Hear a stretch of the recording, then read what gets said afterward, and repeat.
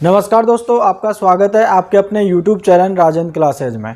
दोस्तों आज की वीडियो के अंदर अपन करेंगे यानी कंपाउंड इंटरेस्ट, जिसकी यहाँ पे क्लास सेकंड होने वाली है।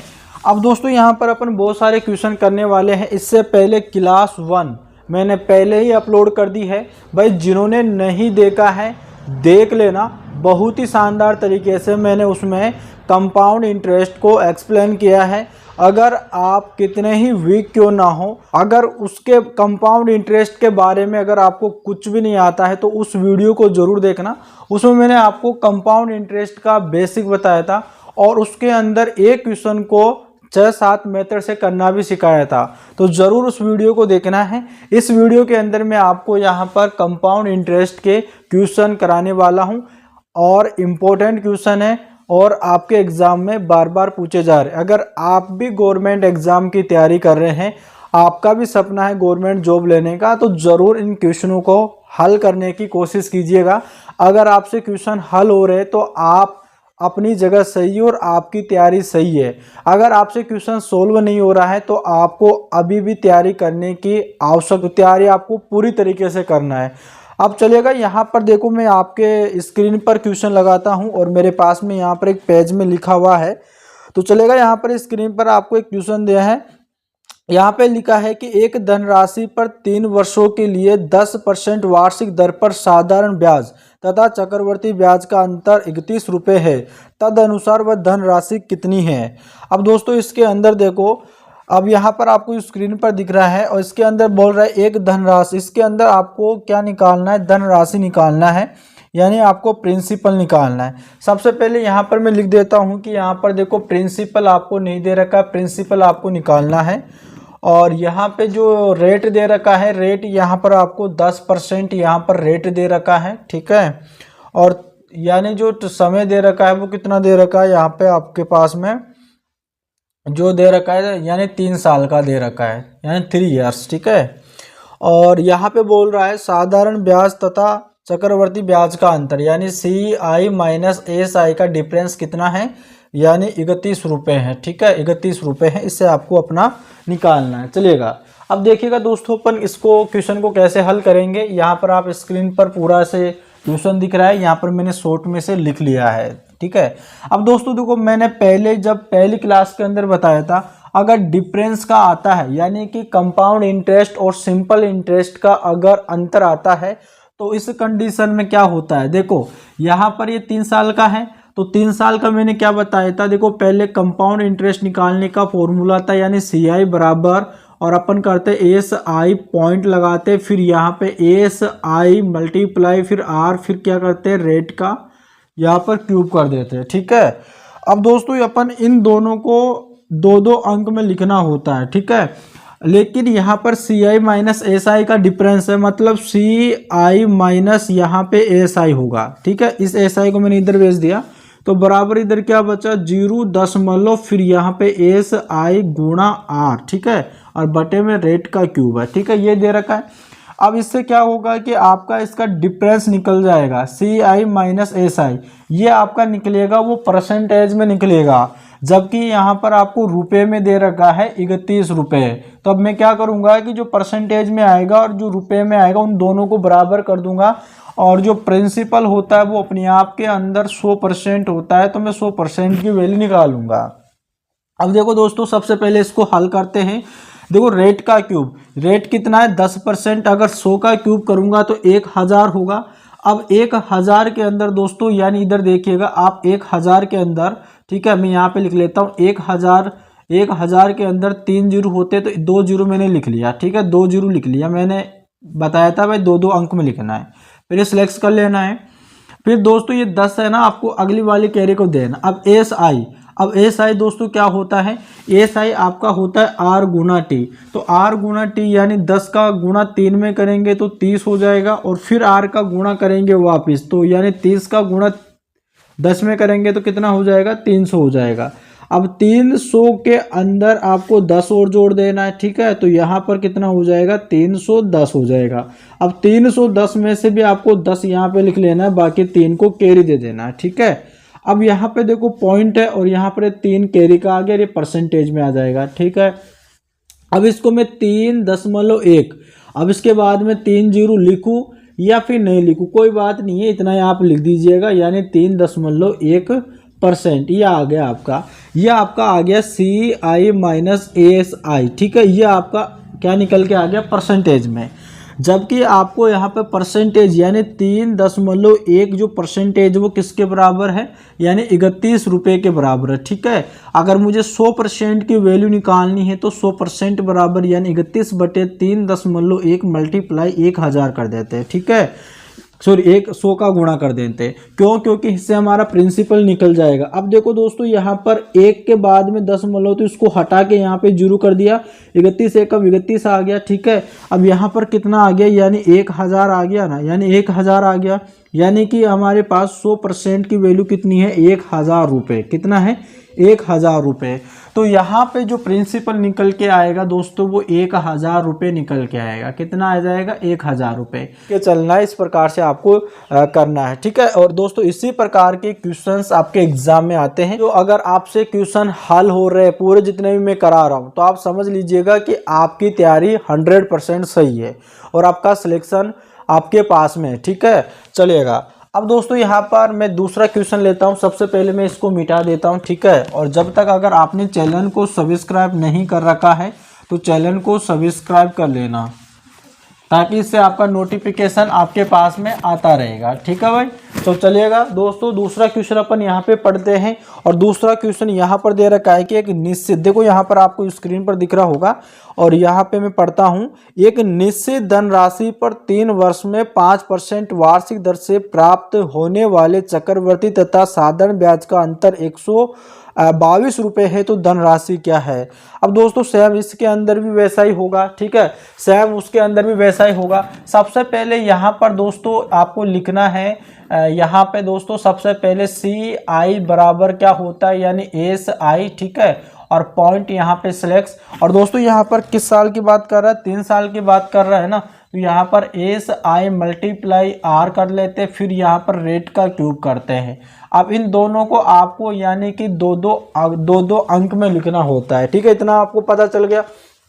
अब करना क्या है दोस्तों, देखो सबसे पहले यहाँ पे आपसे CI और SI का डिफरेंस दे रखा है क्वेश्चन के अंदर, देखिएगा CI माइनस SI, ठीक है।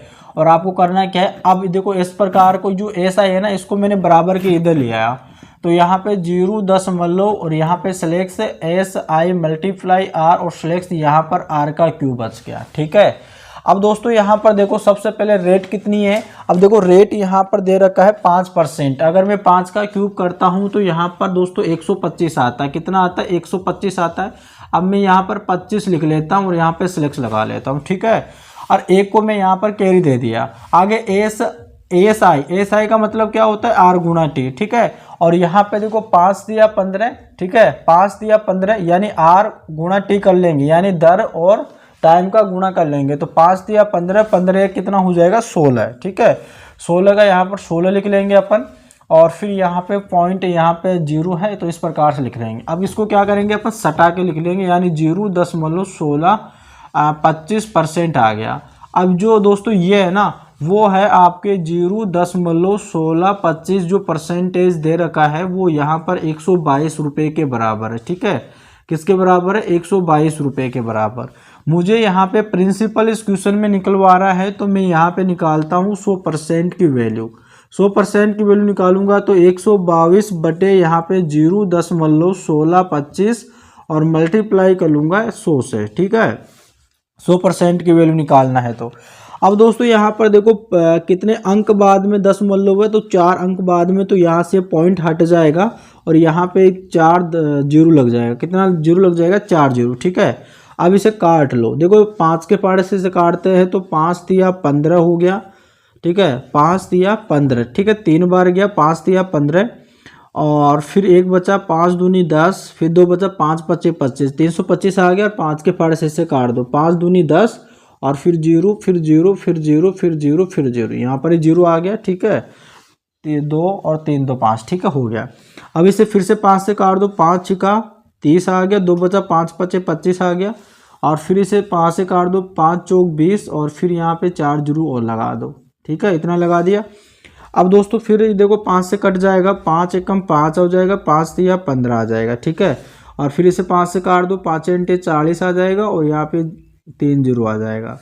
इतना क्लियर। अब क्या करना है आपको, अब देखो दोस्तों यहाँ पर 13 का भाग लगाना 122 के अंदर, ठीक है। तो मैं यहाँ पे लगाता हूँ 122 के अंदर 13 का भाग लगाता हूँ, तो यहाँ पे जाएगा ये 9 बार चला जाएगा, ठीक है। यानी कि अगर 13 का गुणा अगर 9 में करेंगे तो 9 तिया 27, 2 हासिल 9 एकम 9, 10 11 117, ठीक है। यहाँ पे 9 बार गया और ये 117 आ गया। कितना आ गया? 117 आ गया।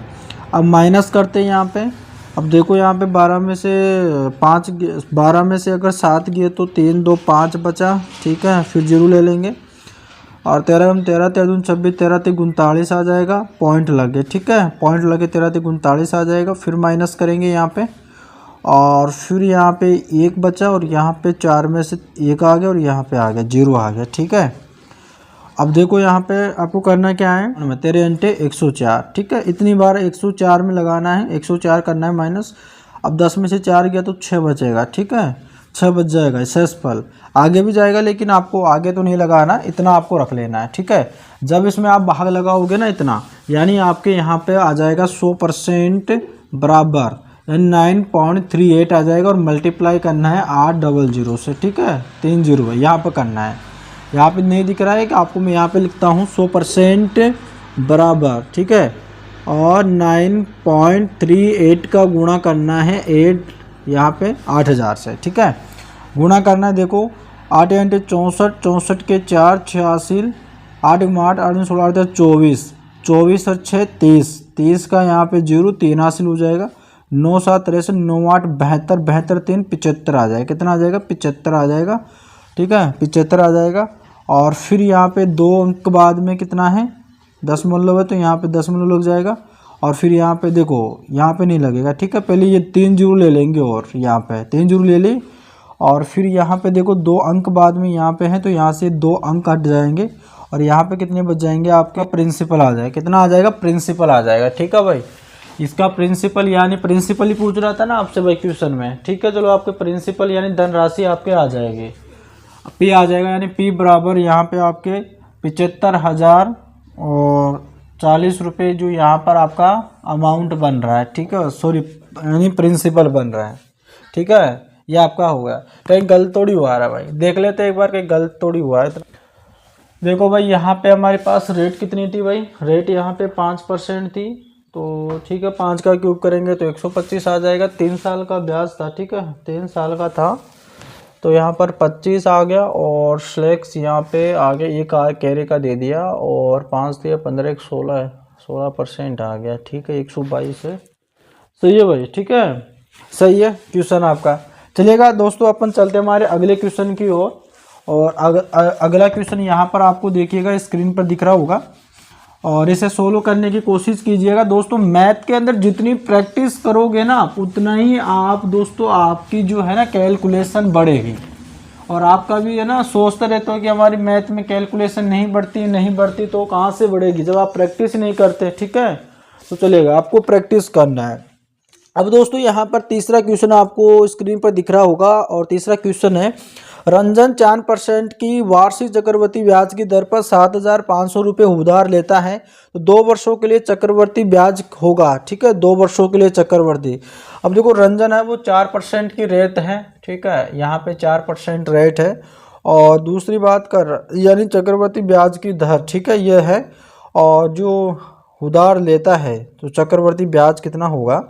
तो सबसे पहले चक्रवृद्धि ब्याज दर 7 रुपये उधार लेता है, यानी कि उसका प्रिंसिपल जो होगा वो 7,500 रुपये होगा, ठीक है, 7,500 रुपये। और जो टाइम होगा वो 2 इयर्स होगा, ठीक है, 2 इयर्स इसके अंदर दे रखा है। और इसके अंदर सीआई आपसे पूछ रहा है, ठीक है, क्या पूछ रहा है? सीआई आपसे पूछ रहा है, ठीक है। मतलब कि इसके अगर तरीके तो बहुत सारे हैं इसके, ठीक है, इस तरीके तो इस क्वेश्चन को आपके कम से कम 5-6 तरीके से इस क्वेश्चन को आप हल कर सकते हो। अब देखो सबसे पहले दोस्तों आप इसे बहुत ही आसान तरीके से हल कर सकते हो। कंपाउंड इंटरेस्ट पूछ रहा है ना, इसे होता है एस आई स्लैक्स और रेट का स्क्वायर करते और 0.2 अंक बाद लगाते हैं। रेट का स्क्वायर कितना है यहाँ पे? देखो रेट कितना है 4 है और 4 का स्क्वायर करते 16 आ जाएगा। अब दोस्तों इसमें यहाँ पर देखो एस आई दे रखा है, एस आई का मतलब होता है आर गुना टी, इन दोनों का अपन गुना कर लेंगे, यानी देखो 4 दूनी 8, ठीक है। तो यहाँ पर अपन 8 लिख लेंगे, यानी कि यहाँ पे आ गया 8.16%, 8.16% आ गया।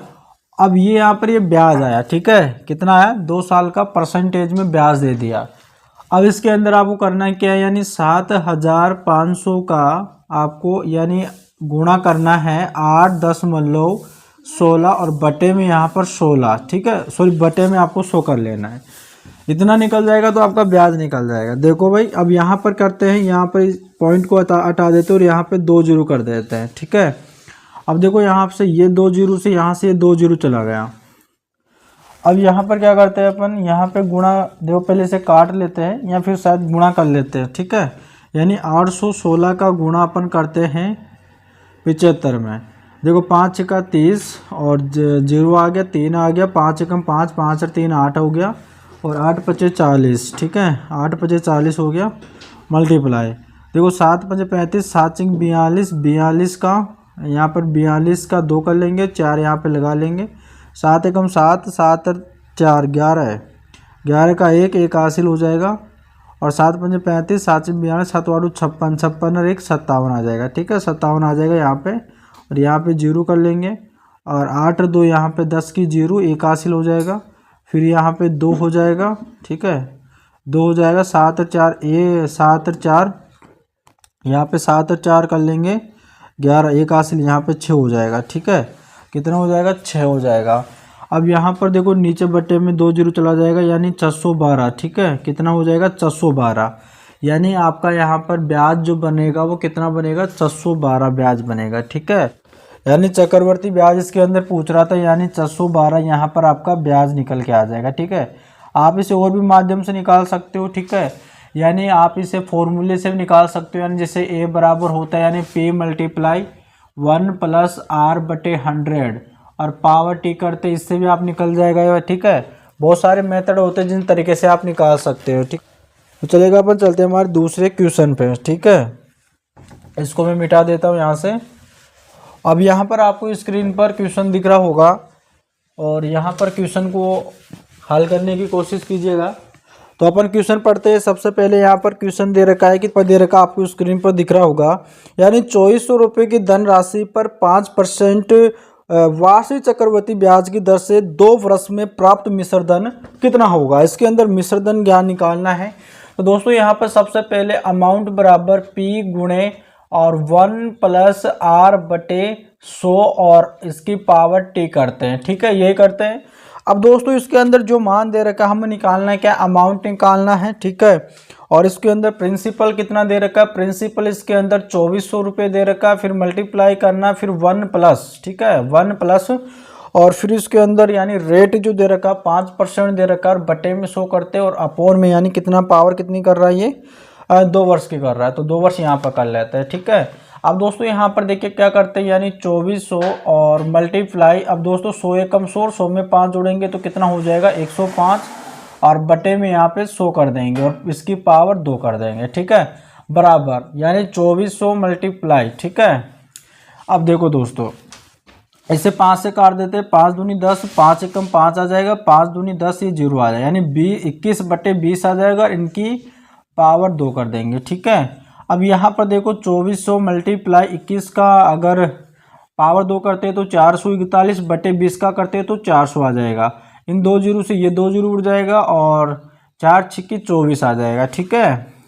अब क्या करेंगे, 6 का गुणा इसमें कर देंगे, तो 6 एकम 6, 6 चौका 24, 4 2 हासिल, 6 चौका 24, 24 और 2 26 आ जाएगा, यानी आपका अमाउंट निकल के आ जाएगा 2646 रुपये, ठीक है। इस प्रकार से दोस्तों आपका ये क्वेश्चन हल होगा, चलेगा। अब दोस्तों यहाँ पर हमारा अगला क्वेश्चन है, और दोस्तों यहाँ पर स्क्रीन पर दिख रहा है, और इसे बहुत ही आसानी से कीजिएगा, ठीक है। उम्मीद करते हैं दोस्तों अब आप आसानी से इन क्वेश्चनों को कर सकते हो, बहुत ही सिंपल है, और इसे अपनी आदत में डालिएगा। जितना आप प्रैक्टिस करोगे मेरे भाई, उतनी ही आपकी कैलकुलेशन स्पीड आपकी इंक्रीज होगी, उतने ही आप क्वेश्चन अटेम्प्ट कर पाओगे, ठीक है।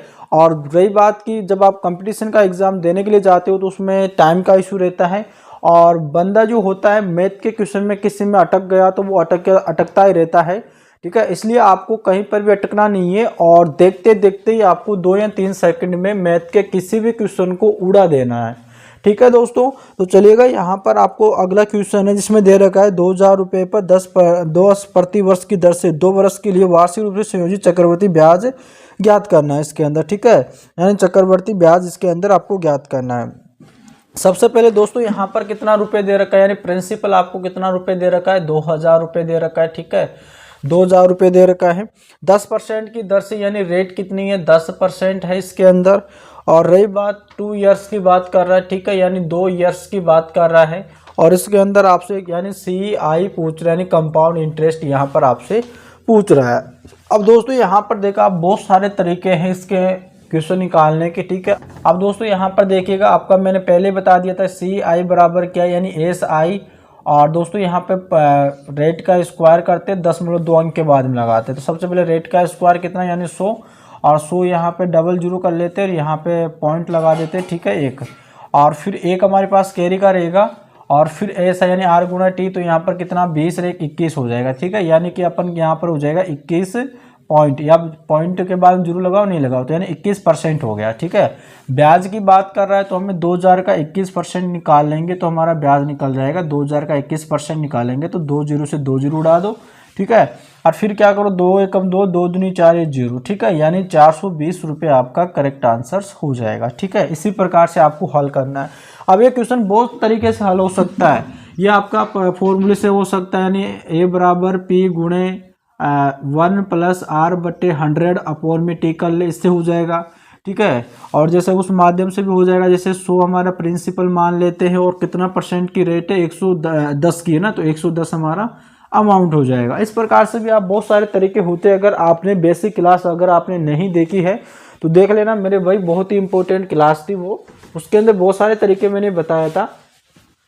और आप सभी को पता है कोई सा भी एग्जाम अगर आप देने के लिए जा रहे हो कंपटीशन का, तो उसमें यह आपका कंपाउंड इंटरेस्ट तो आता ही है। ये तो भाई साहब डेरा डाल रखा है आने का, ठीक है, ये तो आएगा ही ज़रूर। किसी भी एग्ज़ाम में जाओ, चाहे से आप SSC MTS का एग्ज़ाम दो, CGL का एग्ज़ाम दो, CPO का एग्ज़ाम दो, या फिर रेलवे में एग्ज़ाम दो, ठीक है, किसी में भी एग्ज़ाम दो, लेकिन ये आएगा ज़रूर। यहाँ पर आपका अगला क्वेश्चन इसमें दे रखा है, प्रति वर्ष 10% चक्रवृद्धि ब्याज पर निवेश की गई धनराशि 2 वर्षों में वार्षिक चक्रवृद्धि ब्याज के साथ 10,164 रुपये हो जाती है। तो निवेश की गई राशि क्या थी दोस्तों? इसके अंदर देखिएगा आप, अब इसके अंदर आप देख सकते हो, इसके अंदर ये दे रखा है कि 10% जो है चक्रवृद्धि ब्याज है और निवेश की गई धनराशि 2 वर्षों में वार्षिक चक्रवृद्धि ब्याज के साथ 10,164 रुपये हो जाती है। इसके अंदर अमाउंट दे रखा है, यानी देखिएगा आप, यानी इसके अंदर रेट दे रखा है 10% की, ठीक है मेरे भाई, 10% की रेट दे रखा है। और टाइम की बात कर रहा है ये 2 इयर्स की, ठीक है, 2 इयर्स की बात कर रहा है। इसके अंदर अमाउंट दे रखा है 10,000, यहाँ पर 164 रुपये यहाँ पर अमाउंट दे रखा है। और आपसे ये बोल रहा है प्रिंसिपल निकलवा रहा है, यानी दी गई राशि आपसे निकलवा रहा है, ठीक है। अब दोस्तों सबसे पहले आपको कंपाउंड इंटरेस्ट कितना ले रहा है वो अपन देखते हैं। तो देखो सबसे पहले क्या करते हैं, SI बराबर स्लैश लगाते हो, रेट का स्क्वायर करते हैं, ठीक है। रेट का स्क्वायर करें तो यहाँ पर कितना आ जाएगा मेरे भाई, यहाँ पर देखो अभी हमने निकाला था 10 और 2 का, अब बात करें तो यहाँ पर 21 आ जाएगा। कितना आ जाएगा, 21 आ जाएगा। और 21% हमारा ब्याज बन के आएगा, ठीक है। अब 21% अगर हमारा ब्याज बन के आएगा तो अमाउंट की बात कर रहा है, तो मैं जो प्रिंसिपल होता है वो अपने आप के अंदर 100% होता है। अब 100% तो आप उससे लेकर आए थे और एक्स्ट्रा आपको 21% और देना पड़ेगा, मतलब आपको 121% देना पड़ेगा। और ये रुपए के अंदर कितना रुपए हैं, यानी 10,164 रुपये है, ठीक है, 10,164 रुपये हैं। और यहाँ पे आपको 100% की वैल्यू पूछ रहा है। कितने % की वैल्यू पूछ रहा है, 100% की वैल्यू पूछ रहा है। तो यहाँ पर आपको करना क्या है, 121 का भाग लगा दो यहाँ पे और मल्टीप्लाई कर दो 100 का, ठीक है, तो आपका आंसर निकल के आ जाएगा। अब दोस्तों यहाँ पर देखिएगा, अगर आप भाग लगाते हो 121 के अंदर, यानी सबसे पहले आप भाग लगा लीजिएगा। देखो अगर कट रहा तो काट दो, नहीं कट रहा तो कहाँ से कटेगा। अब देखो यहाँ पर सबसे पहले इसका भाग लगाते हैं अपन 121 का। तो देखो सबसे पहले 3 में भाग लगेगा तो यहाँ पर 101 है तो नहीं जाएगा, फिर अपन 1006 में लगाएंगे, ठीक है। तो सबसे पहले 121 का गुणा करेंगे 8 में, 8 एकम 8, 8 दूनी 16, 81, 8 एकम 8, 1 9, कितना आ गया 968, ठीक है। अगर दोस्तों यहाँ पर 8 बार जाएगा और यहाँ पे कितना आ जाएगा 968 आ जाएगा, ठीक है। माइनस करते हैं, अब 16 में से 8 जाएगा तो 8 बचेगा और यहाँ पे एक उधार ले लेगा इसके पास में, तो यहाँ पे हो जाएगा 10 और यहाँ पे 4 बचेगा, ठीक है, और यहाँ पे 4 आ जाएगा, 484 आ जाएगा, ठीक है। अब यहाँ पे दोस्तों क्या करते हैं, 121 में 4 का गुणा करते हैं तो 4 एकम 4, 4 दूनी 8, 4 एकम 484 आ जाएगा, ठीक है। यानी यहाँ पे आ जाएगा 84, यानी 121 का भाग अगर इसमें खंदाएंगे पूरे में तो 84 बार चला जाएगा, ठीक है। कितनी बार चला जाएगा, 84 बार चला जाएगा। तो यहाँ पे 100% की वैल्यू निकल के आएगी 8,400 रुपये, ठीक है। 8,400 रुपये यहाँ पे निकल के आएगा, ठीक है। यानी पहले वो उधार लेके आया था 8,400 रुपये, जब वो 21% का ब्याज देगा तो वो 10,164 रुपये देना पड़ेगा, ठीक है।